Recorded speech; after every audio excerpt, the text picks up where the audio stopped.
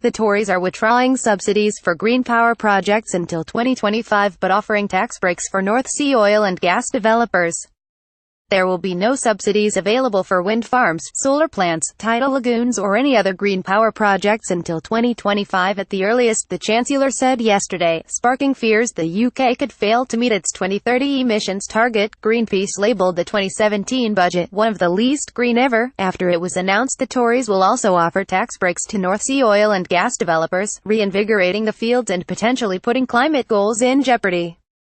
The Green Party said Philip Hammond had ducked the opportunity to take bold action on climate change.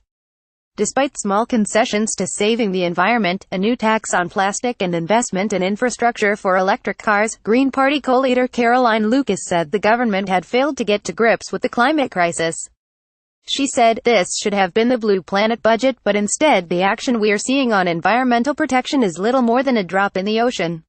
Indeed, continued tax breaks for oil, gas and the lack of serious new investment for solar risk locking us into a fossil-fueled future at the exact moment when we need to be leaving dirty energy sources in the ground. Lucas said a new plastic tax simply isn't enough in the context of warming oceans and rising sea levels. A tiny increase in vehicle excise duty is also too little, she said. In fact, it suggests the government simply doesn't understand the threat posed by filthy air. She said, the government's obsession with electric cars isn't a panacea either, especially if they continue to be charged up with electricity from fossil-fueled power plants. Once again, the government has swerved at the chance to lower the cost of public transport for the majority, and plowed ahead with its obsessive support for private cars. John Savin, chief executive of Greenpeace, agreed.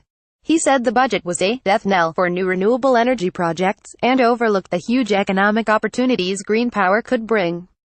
He said, Hammond's budget focused on propping up dirty, incumbent industries of the past, from North Sea oil and gas, to polluting diesel cars.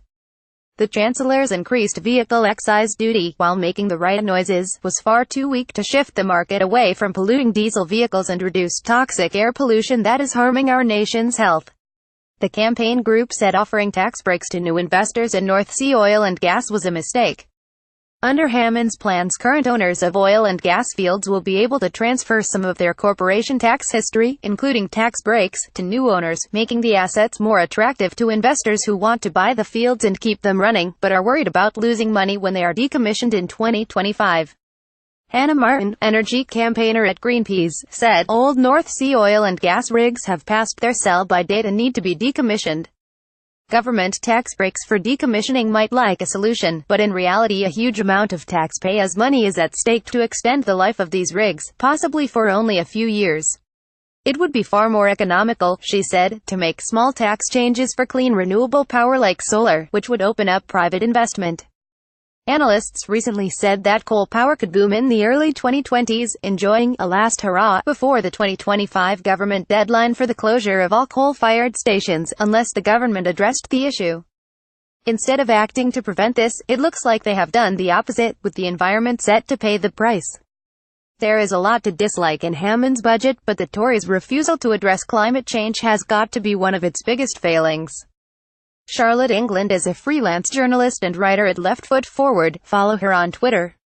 Like this article? Sign up to Left Foot Forward's weekday email for the latest progressive news and comment and support campaigning journalism by making a donation today.